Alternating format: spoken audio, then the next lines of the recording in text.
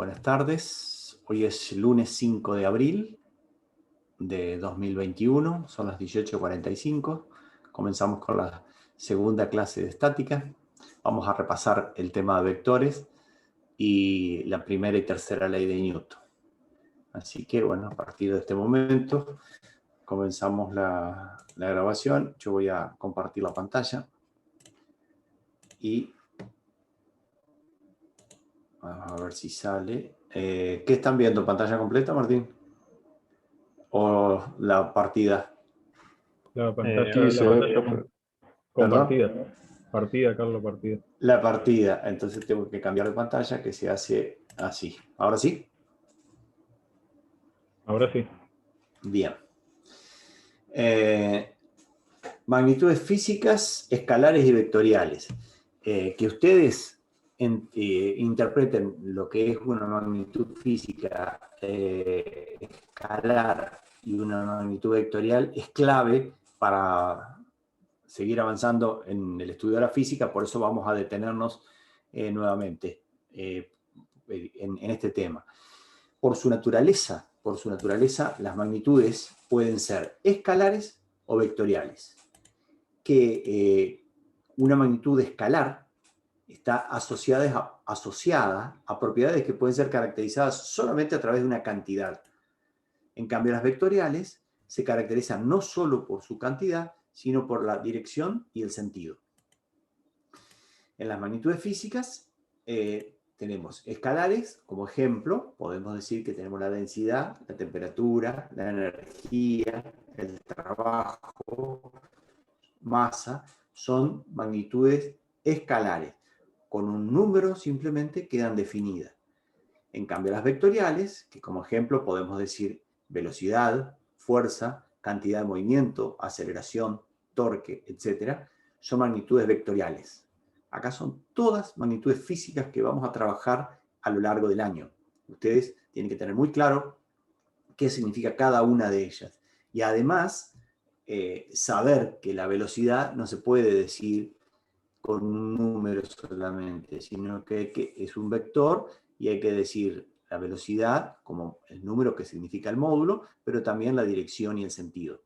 Lo mismo que la fuerza. La fuerza va a tener una magnitud, que es un valor numérico, pero además va a tener una dirección y un sentido, y vamos a trabajar con esas cantidades. El álgebra que se utiliza no es lo mismo, no es la misma, y de ahí es la importancia que ustedes manejen el álgebra vectorial. Nosotros vamos a dar una parte, te voy a dar la posibilidad de ser coanfitrión para que puedas, ahí tenés, Martín, si querés silenciar a alguno que se le abra el micrófono sin querer. Les decía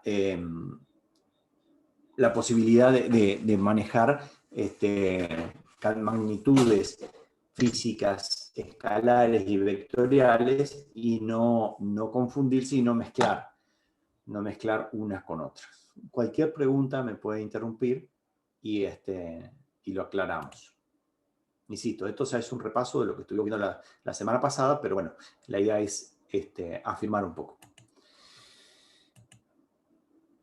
Para nosotros estudiar un desplazamiento, un movimiento, necesitamos tener un sistema de referencia.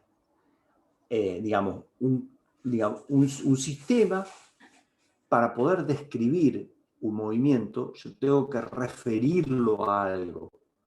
Yo salgo de mi casa y me dirijo hacia determinada dirección, o desde un mojón, que es un punto determinado en una superficie, me desplazo hacia determinado lado, pero siempre tengo que tener un sistema de referencia. Entonces, ese sistema de referencia se le asocia al observador. Ese observador, para poder digamos, definir ese movimiento, ese desplazamiento, va a tener que tener un sistema de coordenadas X y Z para poder describir este desplazamiento. Y a su vez va a tener que medir el tiempo también. Entonces, de esa manera yo puedo definir un desplazamiento. Por ahora solamente estamos ubicando porque estamos en estática, no hay nada que se mueva.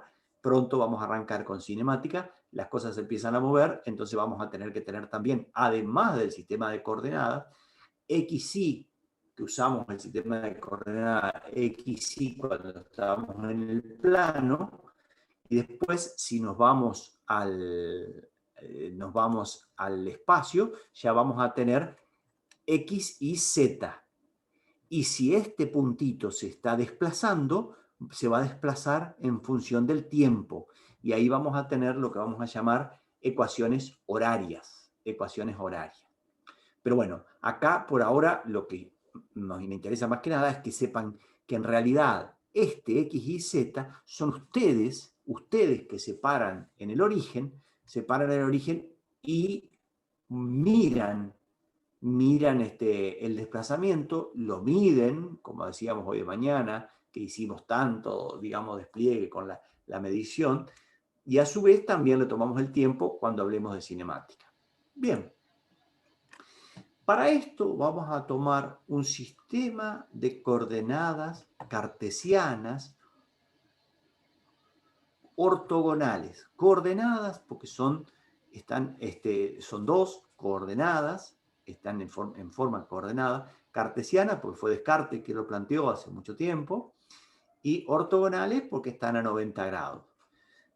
El eje X va a ser la abscisa, se le llama así abscisa. El eje Y las ordenadas, para no olvidarse cuál era la abscisa y la ordenada, ustedes pueden pensar que la Y está ordenada, una arriba de la otra, así, ordenado. Entonces, bueno, ahí tenemos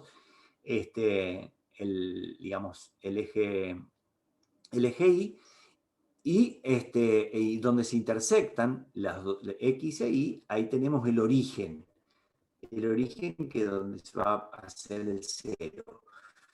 Normalmente vamos a tener cada cuadrito de esto, va a ser una unidad, entonces acá tenemos 1, 2, 3, 4, 5, 6, 7, 8 unidades en el eje X. Cuando lo escribimos a las coordenadas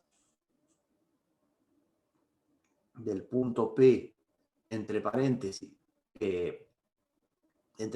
dos números separados por coma, el primero nos va a indicar el eje X y el segundo el eje Y.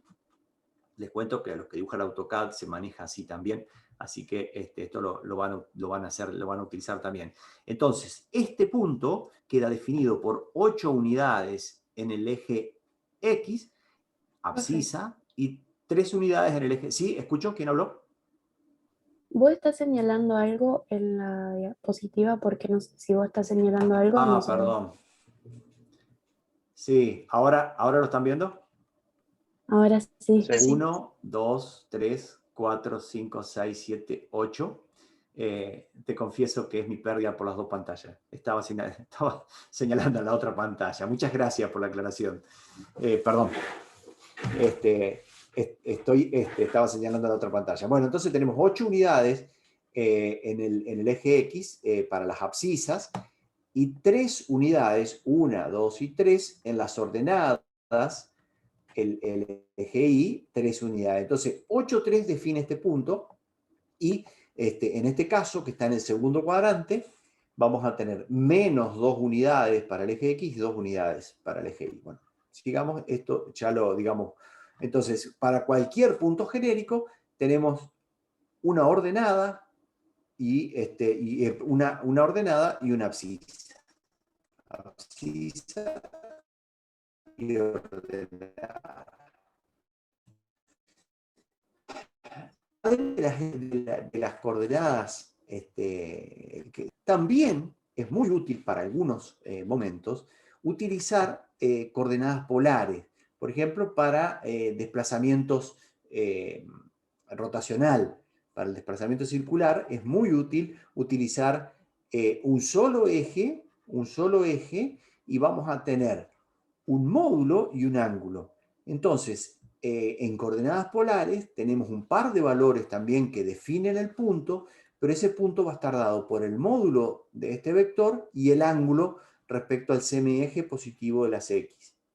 Entonces, con módulo y ángulo también tenemos coordenadas polares. Y esto con otro álgebra, pero se puede perfectamente manejar sin ningún problema. Coordenadas polares. Bueno, y la relación que hay entre las coordenadas polares y las coordenadas ortogonales cartesianas es que el valor de la abscisa es el módulo por el coseno del ángulo. Fíjense que acá tenemos el módulo sería la hipotenusa. Entonces, recuerden siempre que coseno era cateto adyacente, lo que les decía la semana pasada, que no pueden olvidarse, que cateto adyacente, que es el lado donde está el ángulo, entonces cateto adyacente, coseno, R coseno me da este valor, que es la componente X de R. Y cateto opuesto, es decir, este valor, que es lo mismo que este valor, entonces va a ser por el seno, cateto opuesto es R seno. Entonces ahí tenemos los valores X y partiendo de módulo y ángulo, o partiendo de las coordenadas polares. Y podemos también obtener digamos, contando con el valor de las coordenadas, tanto en X, o sea, la abscisa y la ordenada, el valor XY, por Pitágoras obtenemos el módulo. Y por definición de tangente, obtenemos el ángulo. Porque, ¿cómo se define tangente? Que es la otra definición que no pueden olvidarse. Tangente es cateto opuesto sobre cateto adyacente. Cateto opuesto sobre cateto adyacente. Seno sobre coseno, para no olvidarse.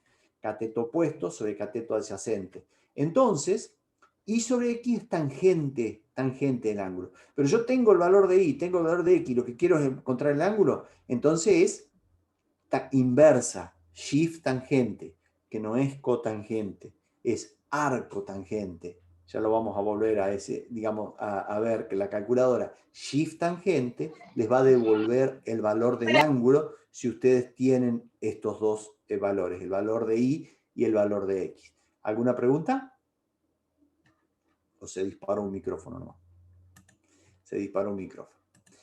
Bueno, ahora vamos a repasar el tema de vectores, que ya vimos lo que es coordenadas cartesianas, coordenadas polares. Vamos a repasar lo que es el tema de vector. Un vector A, lo cual la anotamos con una letra, con un vector muy pequeño arriba. El vector A va a tener un módulo A, que el símbolo es la notación del vector, con el vector arriba, pero entre dos barras paralelas, barras verticales paralelas. Ese módulo, si A existe, siempre va a ser mayor que 0. Ese módulo, si el vector existe, va a ser mayor o igual que 0. En el caso de que sea igual a 0, tenemos el vector 0. Recuerden que existe, además del escalar 0, el vector 0. ¿Y qué es el vector 0 si es 0? No, tiene 0x, 0y y 0z. Entonces, ese es el vector 0. Así que el módulo puede ser mayor o igual a 0. Entonces, tenemos la notación, tenemos el módulo y nos falta el ángulo. Es decir, la dirección. Define la dirección. ¿Y por qué dos ángulos? Cuando estábamos en la clase anterior, que vimos que estábamos solamente en XY, con este ángulo phi lo definíamos, estando acá, en el plano XY. Pero si estamos en el espacio, vamos a tener que, además del ángulo que nos define en el plano XY, tener otro ángulo con respecto al eje Z. Entonces, ahí sí ya está definido. Entonces, vamos a ver, si estamos en el plano, simplemente con phi, con el ángulo phi, desde el semieje positivo de las X, vamos a poder, digamos, definimos con módulo y ángulo, ya está definido.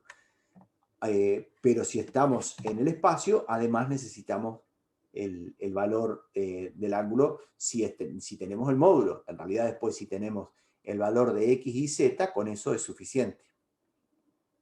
Si hay preguntas, me avisan. Vamos a las propiedades de los vectores.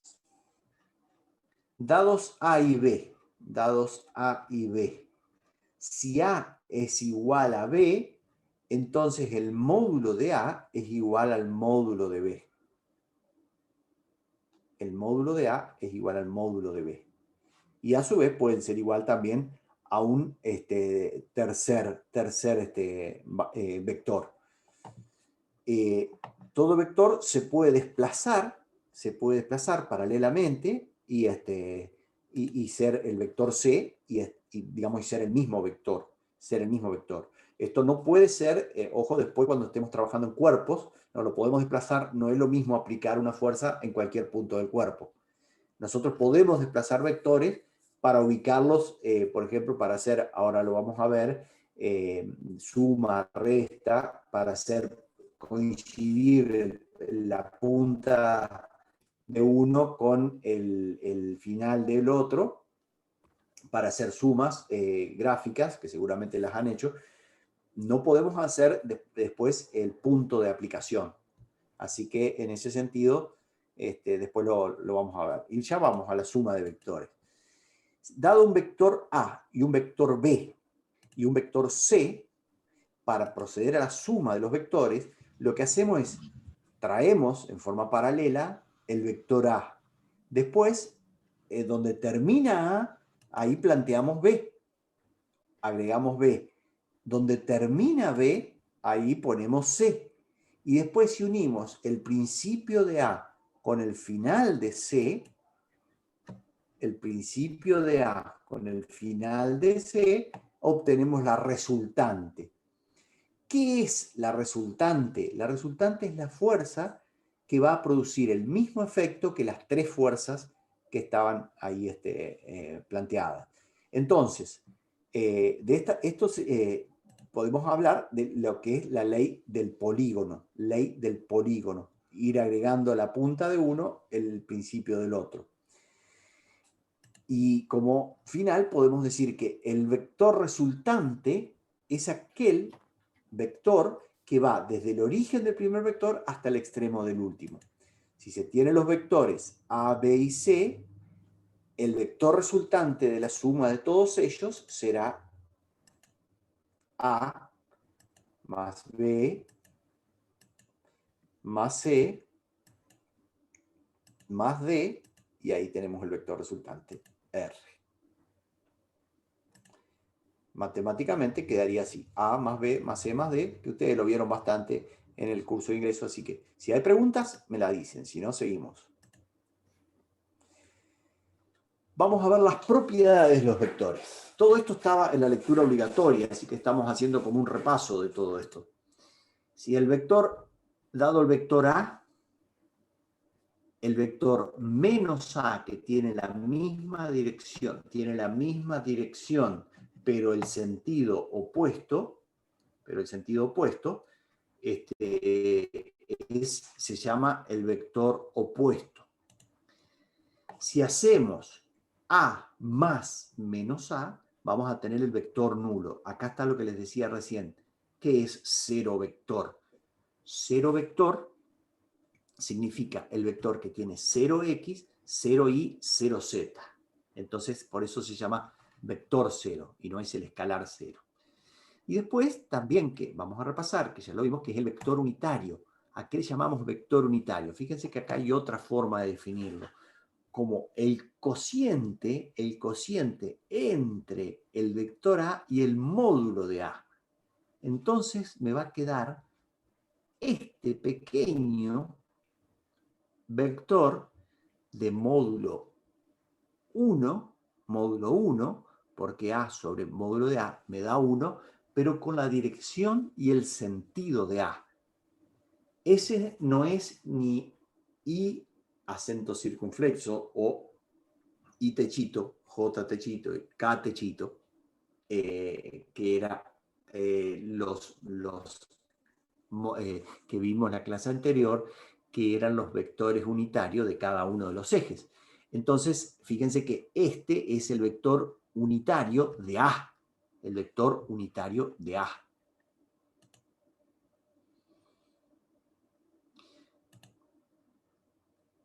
Seguimos. Propiedades de la suma de los vectores. Propiedades de la suma de los vectores. La primera propiedad va a ser la ley conmutativa. A más B es igual a B más A. Ley conmutativa. A más B igual a B más A. Esto se puede demostrar. Ustedes pueden hacer las demostraciones para convencerse. La ley asociativa también se cumple. A más B más C es igual a más B más C. Esa es la ley asociativa, se cumple. La diferencia de los vectores, A menos B. ¿Cómo se resuelve A menos B? Se resuelve sumando la inversa de B. Es decir, al vector B, que vimos hoy que podemos encontrar el vector inverso, menos B, lo sumamos a A. Entonces, como ejemplo, podemos decir que dado A y B, yo obtengo la resultante, fíjense, A más, de la misma forma que estábamos sumando hace un ratito, pero sumo menos B, no lo sumo a B, sumo menos B y ahí obtengo la resultante. ¿Alguna pregunta? Bueno, y lo que les decía respecto a la demostración, si yo tengo, por el método del paralelogramo, si tengo el vector A y el vector B, voy a tener la resultante, ahí falta la letra A, no sé por qué desapareció de acá el vector A y el vector B. Entonces la resultante es A más B. ¿Cómo se explica esta regla? Los vectores A y B pueden ser desplazados paralelamente para encontrar el vector suma. O sea, desplazamos el vector B hasta acá y el vector A lo desplazamos hasta acá. Entonces, fíjense que ahí tenemos A y B, otra vez no se ve A, está tapado con el texto de abajo, no lo había visto eso. Ahí obtenemos el resultante A más B. A más B. Y en cambio, si lo hacemos así, el vector A, ahí se ve que es el vector A. De todas formas, le falta la flechita también. Y el vector B, tanto A más B como B más A, obtenemos la misma resultante. Obtenemos la misma resultante. Ahí está demostrado la ley conmutativa, que A más B es igual a B más A. Bueno. La multiplicación de un vector por un escalar. Si yo tengo un vector A y B, digamos, A y B, dos vectores, se dice que son paralelos. Se dice que son paralelos si A es igual a alfa B. ¿Y qué es alfa B? Si alfa es mayor que 0, entonces, si alfa es mayor que 0, A va a ser más grande que B. A va a ser mayor que B. Esto se puede entender también como un factor de escala. Insisto, si alguno dibuja en AutoCAD, a veces se usa estos factores de escala. Fíjense que tengo B, lo multiplico por un número mayor que 1, A es mayor, digamos, queda más grande. En cambio, si alfa es menor que 1, si yo tengo B y lo multiplico por 0,1, A es más chico. Entonces, digamos, como que me está reduciendo todo. Y en cambio, si alfa es igual a 1, entonces A igual B. Y los vectores sí son paralelos. Está, digamos, uno encima de otro. No hay cambio de ángulo. Ahí son paralelos los vectores. Entonces, alfa es un escalar. ¿Qué le está haciendo a B? le está modificando su escala, le está modificando su valor, entonces su módulo. Entonces, y el módulo de cada uno, el valor de cada uno de las componentes, modifica X, Y, Z. Entonces, por eso digo que es un factor de escala. Mayor que 1 lo agranda, menor que 1 lo achica. Si es igual a 1 lo deja como está, y si es 0 lo hace el vector nulo. Bueno, si tenemos el vector A, ahí está el vector B. Ahí está claro, ¿ve? A multiplicado por un medio, acá alfa sería 0,5, entonces tenemos que B es la mitad de A. ¿Se entiende? ¿Alguna pregunta? Dado el vector A y el vector B, ahí tenemos que es 0,25, fíjense que es un cuarto de A, y como tiene el signo menos, lo invierte el sentido. Entonces ahí tiene la forma, menos un cuarto sería el alfa, la forma en que trabaja. ¿Alguna pregunta? Bueno, acá está planteado hallar el vector resultante de la suma de los siguientes vectores. A más B más C es igual a 2C. Bueno, es muy simple, simplemente para... perdón, me pasé rápido. Simplemente es para que lo, digamos, tomen el concepto. Si hay alguna pregunta interesante, me avisas, Martín. Si no, seguimos. Por ahora Vamos no tengo. a repasar lo que vimos la vez pasada, que eran los vectores unitarios en el plano. Dado el sistema de coordenadas cartesianos ortogonales x, y, vamos a definir el vector unitario en el eje x como y acento circunflexo. Acá estaba, ¿se acuerdan que me había faltado el acento en la semana anterior? Acá está bien clarito que ese es y techito como el vector unitario en el módulo, perdón, en el eje x. De la misma manera, en el eje y tenemos j como vector unitario en el eje y. Bueno, tenemos, ahí está I y J aclarado que son vectores unitarios en la dirección del eje X positivo y positivo. Eso es muy importante que I es en la dirección del eje positivo, porque si ponen menos I, está en la dirección negativa. Menos J en la dirección negativa del eje Y. Y bueno, y para definir, después que nos queda en el plano, que acá teníamos el plano XY, y en el espacio aparece el eje Z, que tiene su vector unitario K. Entonces ahí completamos I, J y K como los vectores unitarios de los tres ejes. Con los tres ejes manejamos todo el espacio.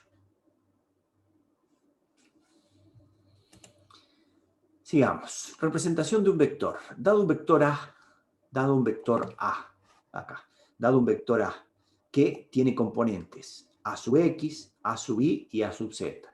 Fíjense que este vector A lo llevamos al plano XY a través del seno de tita. A través del seno de tita tenemos esta proyección. Y a través del coseno de esa proyección vamos a tener A sub X, y el seno de esta proyección vamos a tener A sub Y. Y con el coseno, porque es adyacente, vamos a tener A sub Z. Bueno, eso es lo que tienen que tener muy claro siempre. Entonces, este vector A tiene sus componentes A sub X, A sub Y y A sub Z. A sub X era un valor que con el vector unitario lo manda al eje X, el vector unitario J lo manda al eje Y y el vector unitario K lo manda al eje Z. El módulo de A, que acá faltó vector, el módulo, o bueno, no, perdón, nos faltó vector, a veces se lo nombra así, A solo sin el simbolito, es el valor del módulo, es Pitágoras en el espacio, digamos, a sub x al cuadrado más a sub y al cuadrado y más a sub z al cuadrado, ahí nos da el módulo de A. Y las componentes, ahí está lo que yo les decía. ¿Cómo obtengo a sub x si A está en el espacio? Entonces, yo tengo que trabajar con esta proyección. Y esta proyección es A seno. Esta proyección es A seno de tita, que es esta que está acá, ¿no? Entonces, con esta proyección multiplicada con el coseno de este ángulo, ahí obtengo A sub x. Esto es lo que necesito que lo vean. Y acá se lo explico de nuevo para subir. Yo, A seno de tita, obtengo este valor, que es esta proyección. Pero yo quiero esta, entonces es por el seno de phi. Entonces, A seno de tita, tengo esto. Por el seno de phi, ahí tengo A sub i. ¿Se entiende? Y para A sub z es más fácil porque es cateto adyacente. Entonces tengo coseno, A coseno de tita. Fíjense que esto acá es A solo, que es el módulo. Es el módulo por el coseno. Entonces ahí tenemos el valor en el eje Z. Algunas observaciones. Las componentes rectangulares de un vector dependen del sistema coordenado elegido. Las componentes rectangulares dependen del sistema coordenado elegido. Claro, acá estamos trabajando X y Z. La magnitud del vector no cambia y permanece invariante en cualquier sistema coordenado. Es decir, si ustedes tienen la magnitud de A, va a ser la misma tanto en coordenadas cartesianas como en coordenadas polares. Bueno, acá les dejo rápidamente vamos a hacer un ejercicio. La resultante, 4 unidades de A más 3 unidades de B, obviamente que son 7 unidades de A más B. Sigamos rápidamente, esto para que les quede A más menos B, ahí está claro que va a dar 4 unidades en la dirección de A. Observamos que cuando los vectores están en la misma dirección, podemos determinar fácilmente su magnitud. ¿Qué sucede si los vectores no están en la misma dirección? ¿Podremos determinar directamente su magnitud? A ver, fíjense que tenemos el vector A con 4 unidades y el vector B con 3 unidades. No, no se puede. La magnitud en este caso no puede determinarse directamente, por lo que debemos tratar de buscar otra forma de resolverlo. Y está claro que nosotros en todo el año no vamos a hacer nada gráfico, vamos a hacer todo a través de las componentes. Entonces, hojas cuadriculadas o milimetradas mejor para trabajar y ahí trazamos los vectores. Y lo trazamos como corresponden. Digamos, tenemos componentes en X, componentes en Y, componentes en Y, componentes en X. Y después, entonces, ¿qué hacemos? 4 unidades en X, 3 unidades en Y, 6 unidades en X, 8 unidades en Y. Para obtener cuánto vale A, tenemos que sumar las unidades. Digamos, ahí está la expresión del vector A con sus componentes X, Y, y el vector B con su componente X, Y. Entonces, después, a los vectores B, A y B, lo descomponemos en sus componentes y lo que hacemos es sumar las componentes correspondientes. Es decir, X con X nunca sumen, mezclen, nunca pueden mezclar las direcciones. X con X, Y con Y, y ahí obtenemos el valor del resultante con sus componentes X, Y. Y por Pitágoras podemos determinar la magnitud del vector resultante.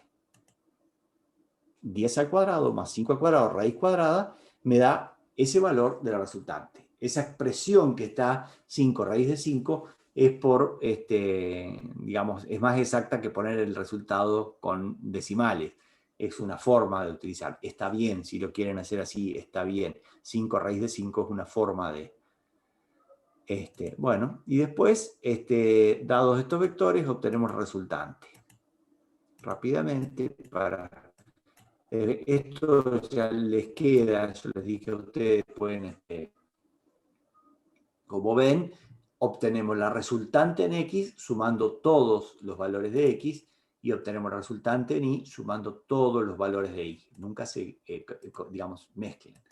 De esa manera, tenemos, acá tienen otra forma de expresar, ¿ves? 5 raíz de 10 es la forma de expresar. Bueno, si tenemos estos dos puntos, x1 y 1, z1, que definen en realidad este vector, dado los puntos indicados, el vector que los une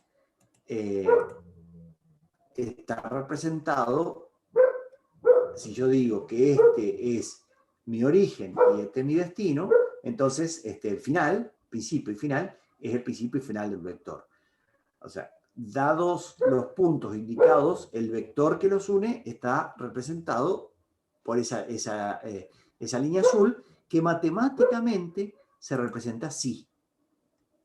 Yo tengo x2, el valor acá, x1 y x2, la diferencia x2 menos x1 en y, y2 menos y1 en j, y z2 menos z1 en k. Yo tengo esos valores. Entonces, esta forma lo van a ver muchas veces, que yo, digamos, con los valores de esos dos puntos, defino el vector. Defino el vector. ¿Alguna pregunta? Sí, Bueno, ¿puede explicarlo de vuelta, por favor? bien, bien. Vamos para atrás un poquito. Yo tengo estos dos puntos. Fíjate que tengo el punto 1 acá, x1. A ver si puedo rayar. Acá lo estoy rayando. Fíjense que va a tener así, va a tener un valor en X, un valor en Y y va a tener un valor en Z. Entonces, este punto que está acá va a ser Z1. Acá va a ser Z1. Ese valor, ¿no? Después, esto va a ser X1 y esto va a ser Y1. Y1. Vamos a prolongar un poquito el vector este.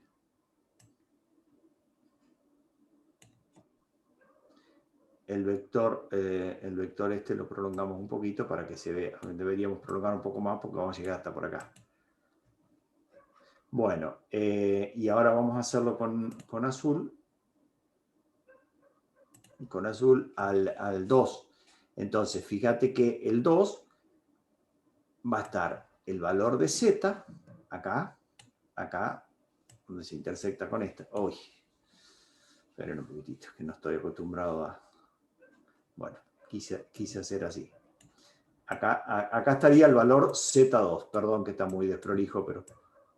Z2, entonces va a bajar hasta donde esté y ahí se va a proyectar acá el valor de I2.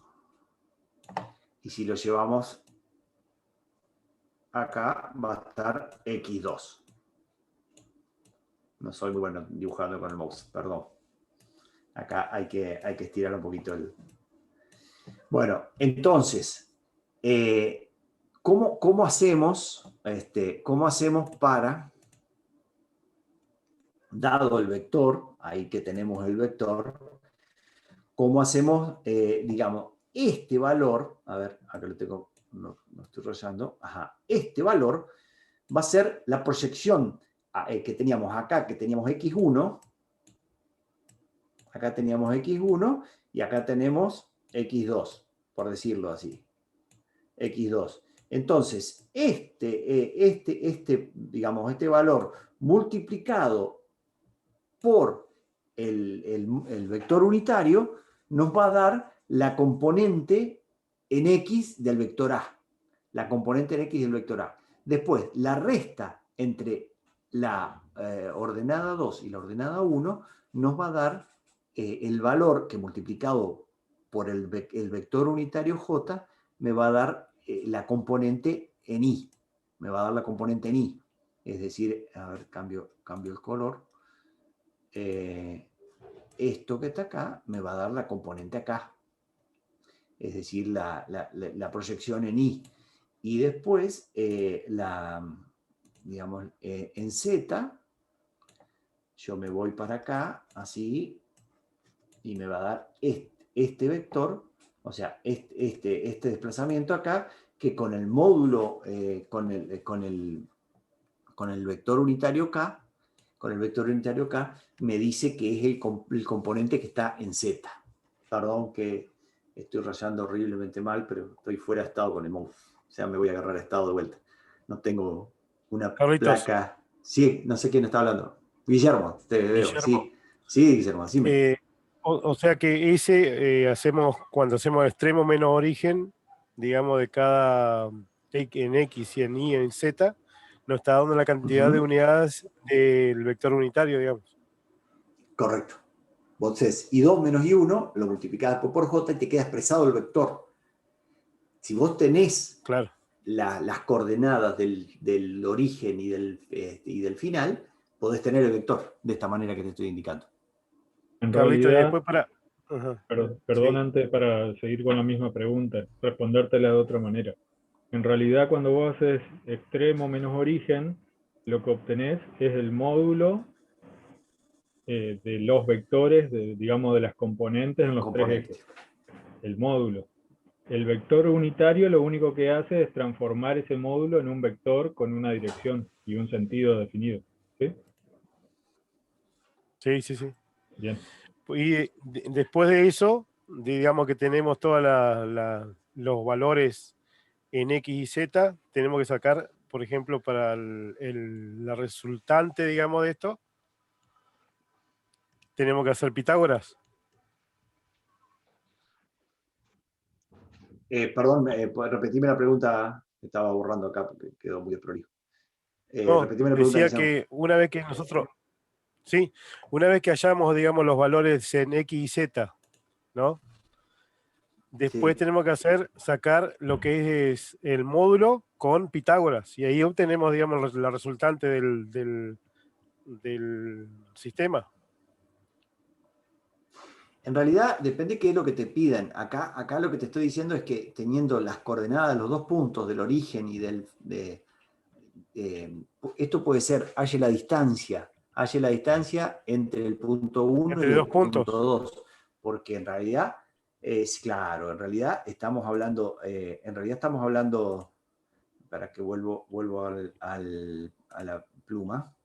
En realidad acá tenés el punto 1, acá sería el punto 1, y acá tenés el punto 2.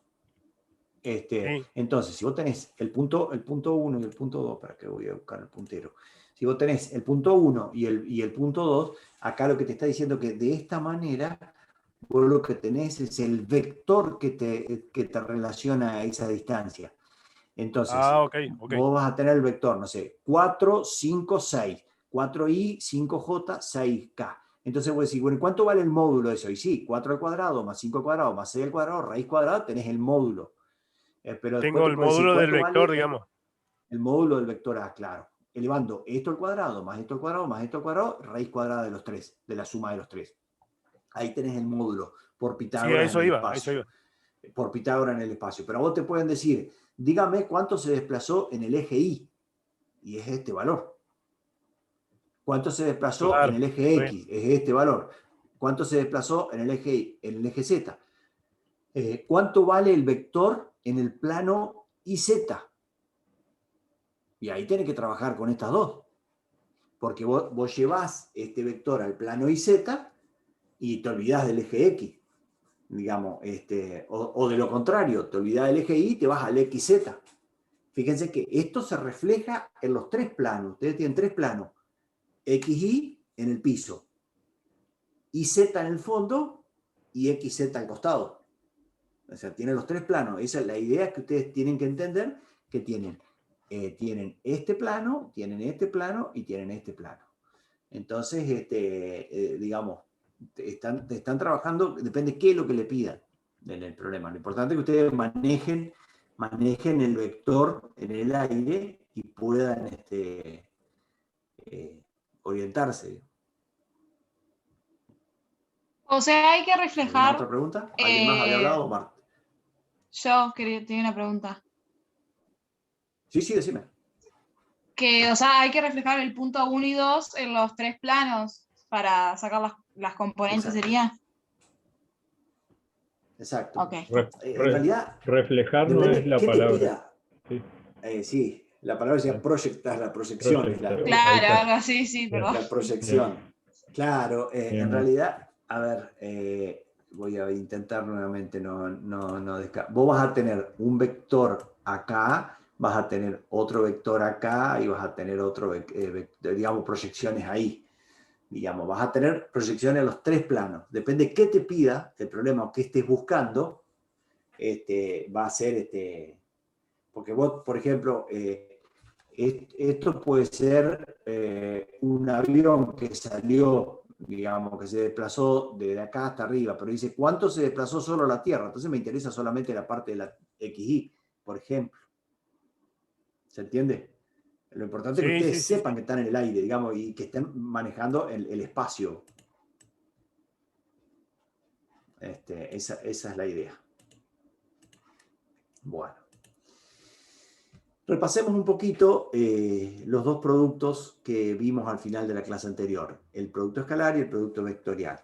El producto escalar de dos vectores, que era el producto escalar, producto punto o producto interno entre dos vectores, era igual a un número. Era igual a un número, que era el producto de los módulos por el coseno del ángulo que forman los vectores. Entonces, acá tengo el vector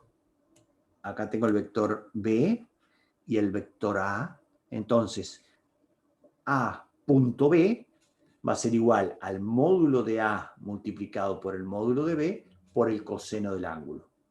O también puedo decir que es A por B coseno, que es esto. O puedo decir que es B por A coseno. Cualquiera de los dos, digamos, es lo mismo. Sigamos. Vamos a ver. No sé por qué no me deja salir. Ahora sí. La proyección de A sobre B es A coseno. Y la proyección de B sobre A es B coseno. Entonces, ahí lo que tienen es que es A por B coseno, ¿ven? A por B coseno. Bueno, y ¿qué pasa? Que yo les dije a ustedes que traten de hacerlo cuando trabajábamos con vectores unitarios. Módulo 1 por el coseno de 0, que es 1, da 1. Módulo 1 por coseno de 0 da 1. Módulo 1 por coseno de 0 da 1. Módulo 1 por coseno de 90, que es 0, da 0. Lo mismo acá y lo mismo acá. Entonces, ¿hay alguna consulta o alguien que dejó el micrófono abierto, Martín? Si ustedes hacían esto y multiplican dos vectores, lo pueden demostrar a esto, que queda igual al producto de los vectores, porque I por I es 1 y todos los otros, IJ y K es 0, entonces se anulaban y quedaba esta fórmula. Esto sería bueno que ustedes lo puedan hacer y demostrar. Y por último, el producto vectorial o producto cruz entre dos vectores es A vectorial B,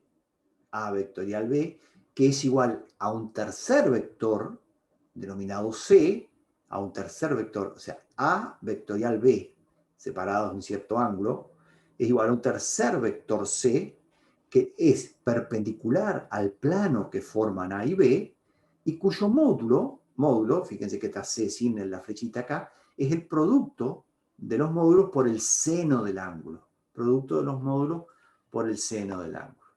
Entonces, el módulo de C, fíjense que es C sin la flechita, el módulo de C, A por B, módulo de A, módulo de B por el seno del ángulo. Y acá tenemos al revés del otro, cuando es módulo 1 por el seno de 90 da 0. Seno de 90 da 0 y seno de 90 da 0. Y después tenemos módulo 1,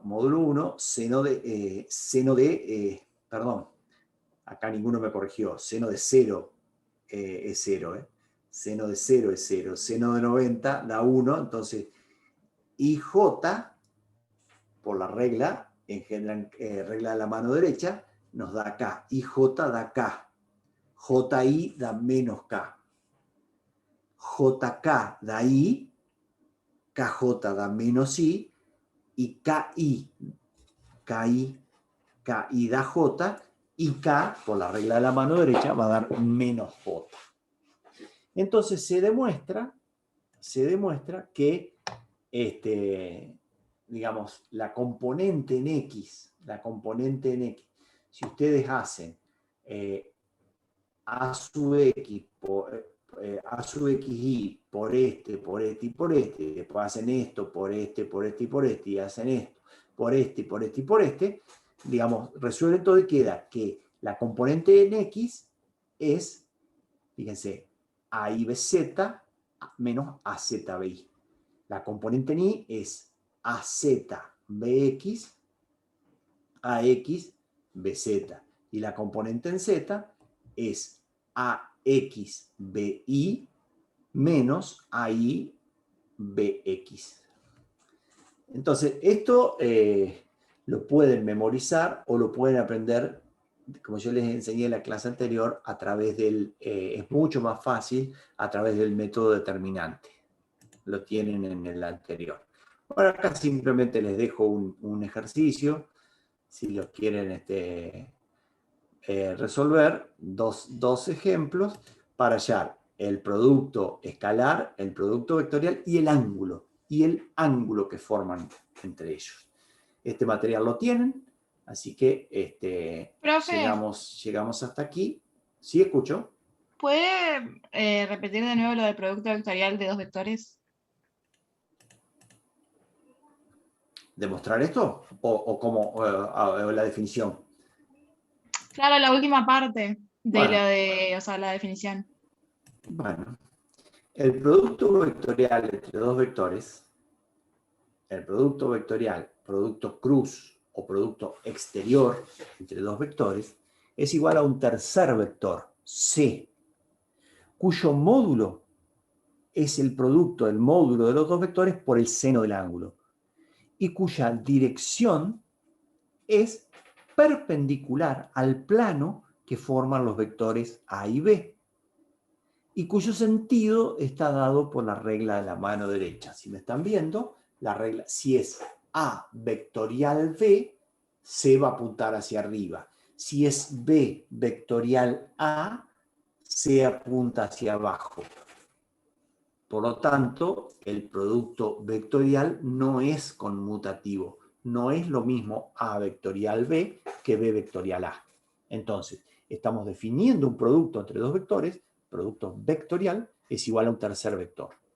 Entonces, cuyo módulo es el módulo, el producto de los módulos por el seno del ángulo. Y con eso tienen que recordar esto. Si I es paralelo a I, el módulo es 1. El módulo es 1. el ángulo es 0 grados. El seno de 0, ¿cuánto da? 0. Da 0. Entonces, I vectorial I es 0, J vectorial J es 0 y K vectorial K es 0.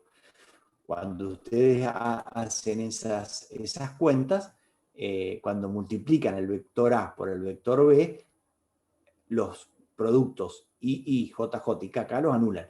Y el producto IJ les va a dar componente en K. El producto JK le va a dar componente en I. Y el producto KI le va a dar componente en J. Entonces, cuando ustedes hacen I por I, a XBX da 0. Entonces acá no va a estar a XBX. Cuando hacen IJ, fíjense, cuando hacen IJ le va a dar componente en K. Entonces, IJ a XBX. ¿Cuál buscamos el componente en K? A IJ. IJ va a dar componente en K. A XBI. A XBI. Vamos para atrás. JK va a dar componentes en I. Entonces, JK, ahí BZ, da componentes en I. ¿Se entiende? Y tienen el método determinante para no olvidarse cómo hacerlo, pero lo tienen que, si les interesa a ustedes, se pueden recordar eso también. Bueno. Entonces, ¿qué tienen que hacer para resolver esto? Tienen que hacer 3i por 4i, 3i por 5j, 3i por 3k, después 3j por 4i. Entonces les queda ji. ¿Y cómo se resuelve ji? Tienen que ir para atrás, tac, tac, ji va a dar menos k.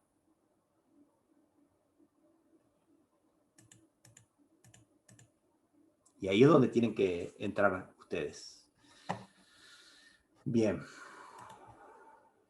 Volvamos aquí.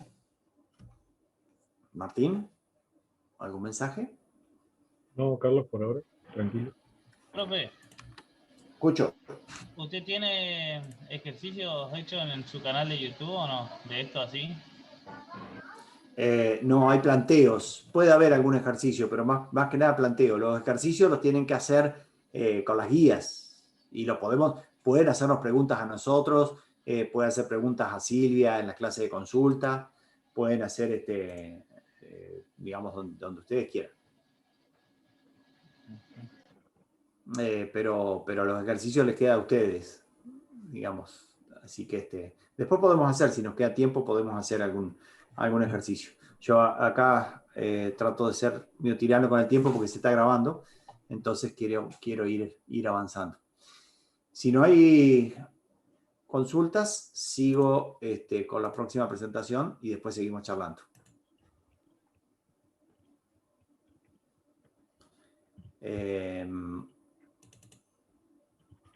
Otra vez estamos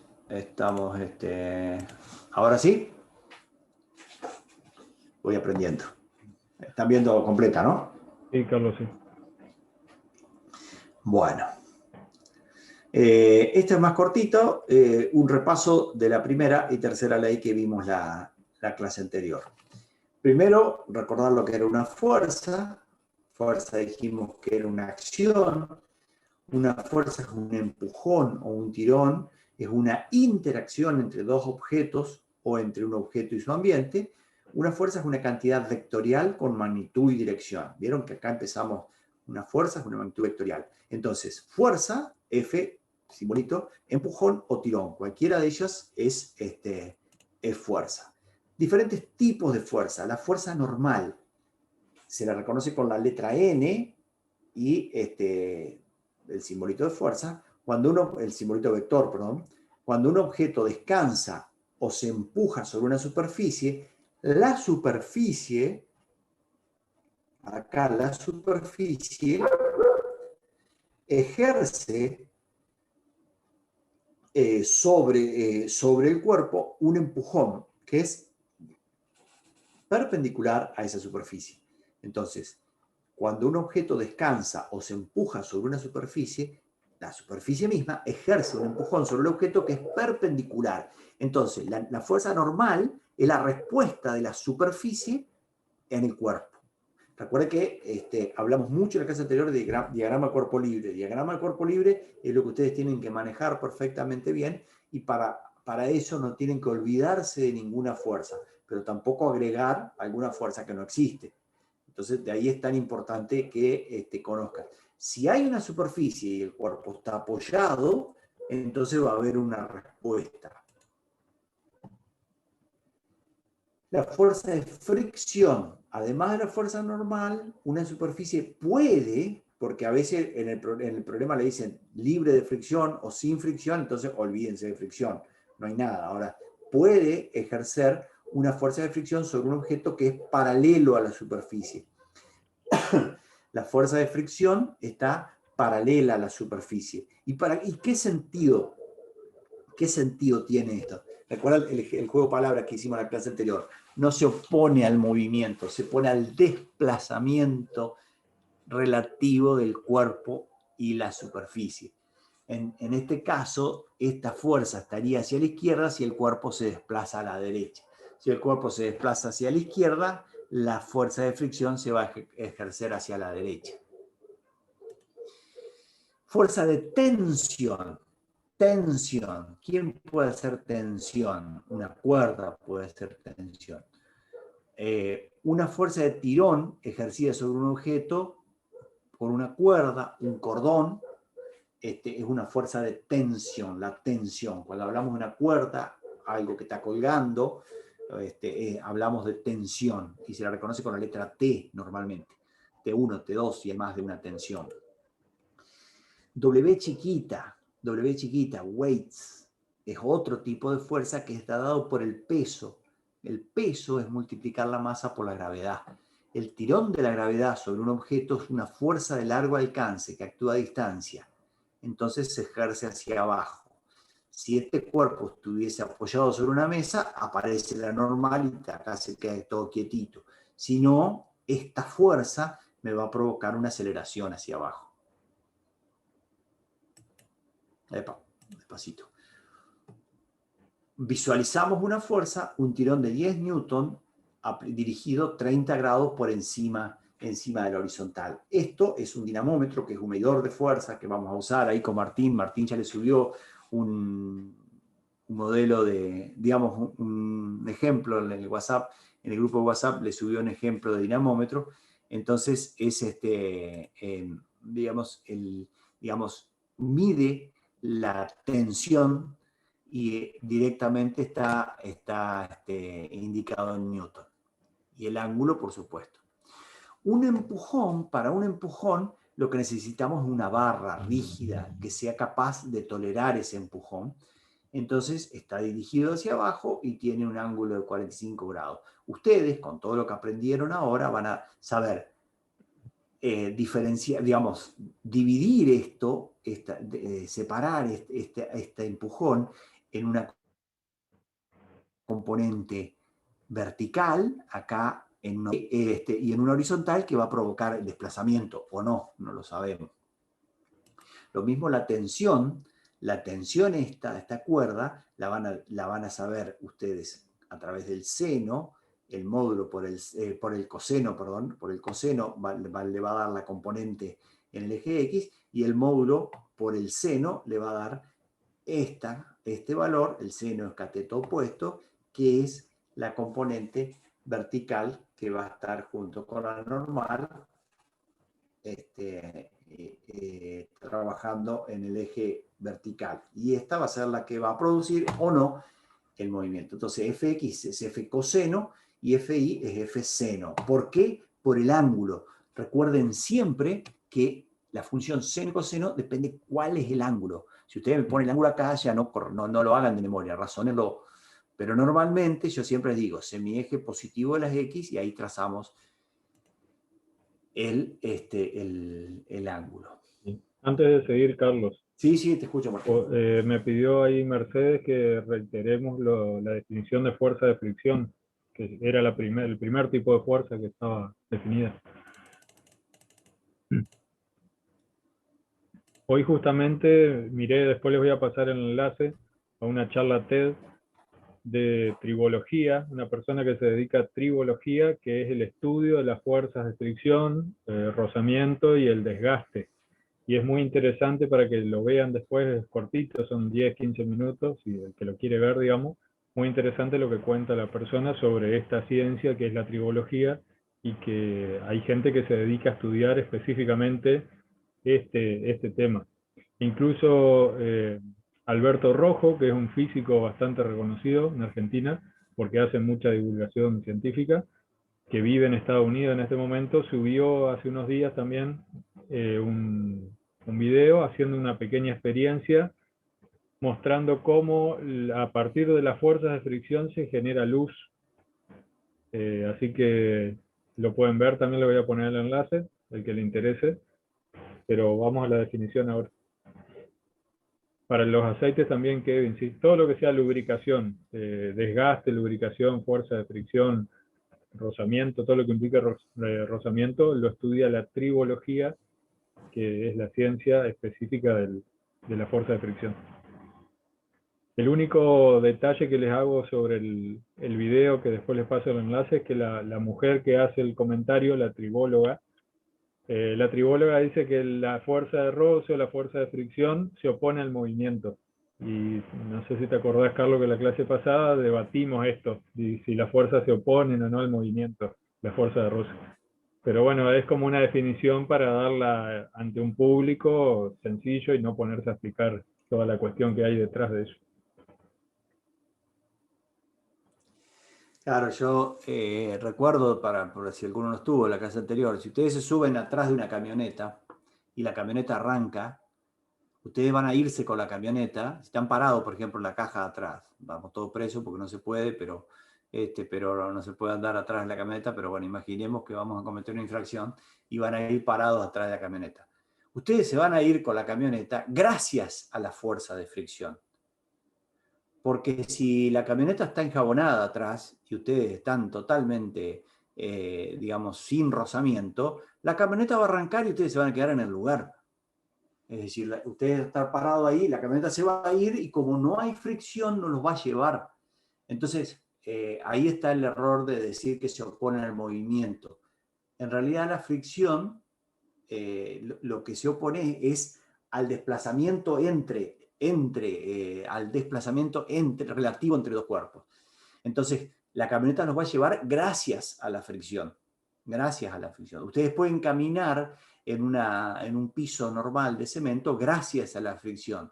Intenten caminar en una pista de hielo y van a ver que no es tan fácil. Cuando no hay fricción no se puede caminar. A ver, Martín.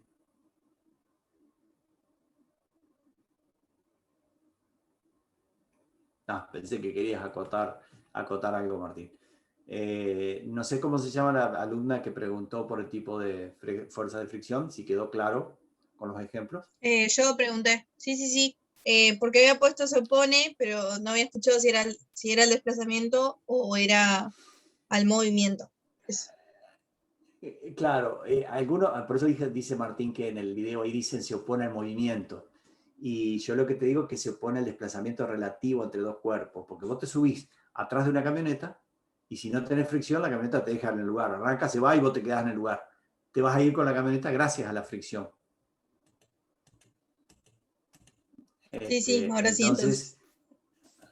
Bueno, estábamos, no, por favor, pregunten todo. Acá de nuevo repasamos un poquito los componentes. Acá está la tensión, la vamos a dividir en una que, digamos, que no va a empujar para nada el desplazamiento del cuerpo y en la otra sí va a empujar, que es el coseno. Entonces, la fuerza, esto es importantísimo, la fuerza que había antes, cuando ustedes escriben las componentes, desaparece. Ustedes la van a ver en algunos libros que está como tachada. Marcamos sobre un vector al reemplazarlo por las componentes. Esa fuerza F no existe más. Lo que va a estar es FI, FX. O sea, no vayan a equivocarse en eso. FX y FI son las componentes de F paralela y perpendicular a la superficie del plano. Entonces reemplazan esta. Toda la fuerza que este hombre hace para que esta fuerza F una vez que ustedes, no importa, no pídanme, no hay problema. Toda, digamos, esta fuerza F, cuando ustedes escriben Fx y Fi, no existe más. Ustedes tienen esta fuerza F. Cuando escriben Fx y Fi, queda en esa fuerza, no existe más la otra. Digamos, porque el efecto es lo mismo. Estas dos producen el mismo efecto que la anterior. Por eso en algunos libros lo van a encontrar así, tachada. Bueno, y primera ley de Newton, recordamos, o ley de inercia también. Todo cuerpo permanece en su estado de reposo, velocidad igual 0, o movimiento rectilíneo uniforme, MRU, a menos que se ejerza sobre él una fuerza externa neta. Entonces, la primera ley de Newton dice que todo cuerpo permanece en reposo o en MRU, a menos que se ejerza una fuerza externa neta sobre él. Se dice que ese cuerpo está en equilibrio si está en reposo o se desplaza con velocidad constante en línea recta. Sumatoria de fuerzas exteriores igual a 0. Sumatoria de fuerzas. Sumatoria. Importante eso. No es fuerza igual a 0, sino sumatoria de fuerzas. Para que esto se cumpla, la sumatoria de fuerzas en X tiene que ser igual a 0 y sumatoria de fuerzas en Y igual a 0. Y si estamos en el espacio, sumatoria de fuerzas en Z también igual a 0. Un breve repaso de un marco de referencia. Un marco de referencia inercial es un marco de referencia donde es válida la primera ley de Newton. Entonces, ¿cuáles son? Podríamos decir que la Tierra es un marco de referencia. Un vehículo, un colectivo que va a velocidad constante en la ruta también es un marco de referencia, pero no es un marco de referencia un vehículo que está doblando, un vehículo que está acelerando. Digamos, si hay una aceleración, esto no es un marco de referencia. Digamos, fíjense que ustedes van a tender a quedarse. Si el vehículo no son marcos de referencia inerciales, vehículo con aceleración distinta a 0. Inicialmente usted está en un vehículo en reposo, V igual 0, pero aparece una aceleración, usted va a tratar de quedarse en el lugar. Tiende a permanecer en el reposo porque el vehículo acelera y usted está sobre patines acá, entonces, digamos, no hay rozamiento y usted se va a quedar ahí. Entonces, lo que pasa alrededor no se cumplen las leyes para usted que está ahí paradito. En este caso también, usted va a velocidad constante y de repente aplican un freno, digamos, lo que te va a pasar es que ustedes se van a ir para adelante. ¿Por qué? Porque van a tratar de seguir. El vehículo empieza a doblar.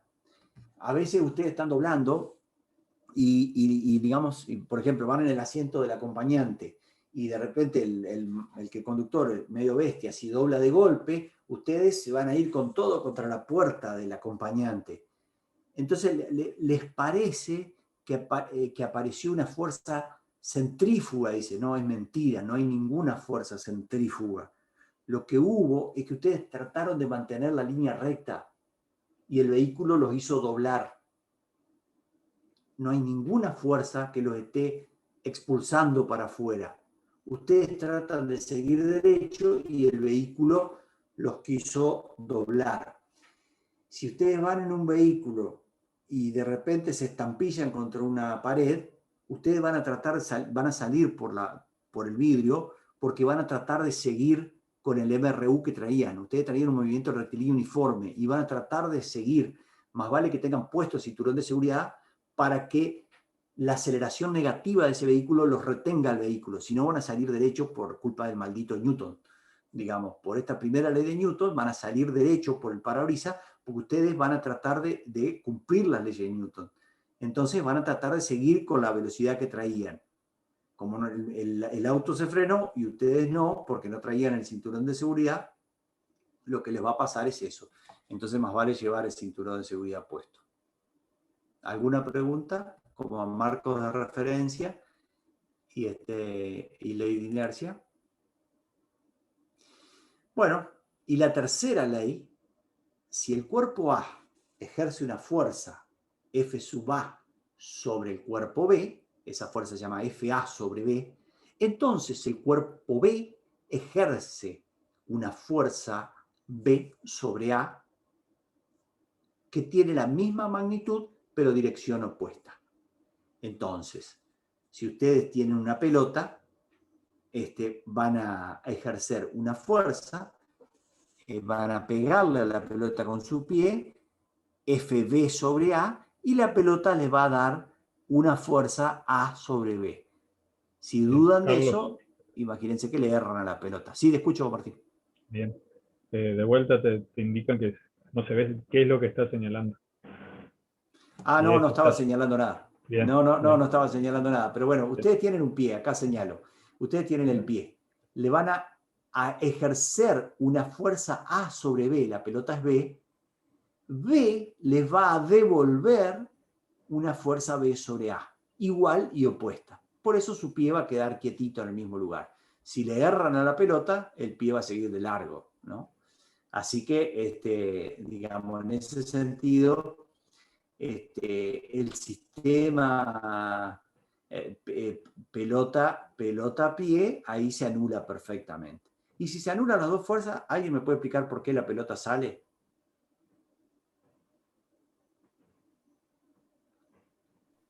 ¿Cuál fue la pregunta, ¿Alguno de Carlos? los 90? Sí, Porque la pelota ley no ejerce tanta resistencia como la pierna. No, no es esa la respuesta. A ver, yo tengo mi pie, que le ejerce una fuerza A sobre B, y la pelota ejerce sobre el pie una fuerza B sobre A. Iguales y opuestas. Igualito, acá no pasó nada. ¿Y por qué la pelota sale entonces? ¿No están en el mismo sistema? Perfecto. Esa es la respuesta. Sistema pie queda equilibrado. El sistema pie. Y si no, érrenle a la pelota y la pierna le llega hasta el hombro. Entonces el sistema pie queda equilibrado. FA sobre B igual a FB sobre A. Pero el sistema pelota de repente tiene una fuerza y lo único que tiene es masa por aceleración. Ahí se cumple la segunda ley, que sale disparada la pelota con una aceleración mientras esté esa fuerza, que la vamos a estudiar en la próxima clase. Bueno, yo voy a terminar acá, voy a dejar de compartir, voy a detener.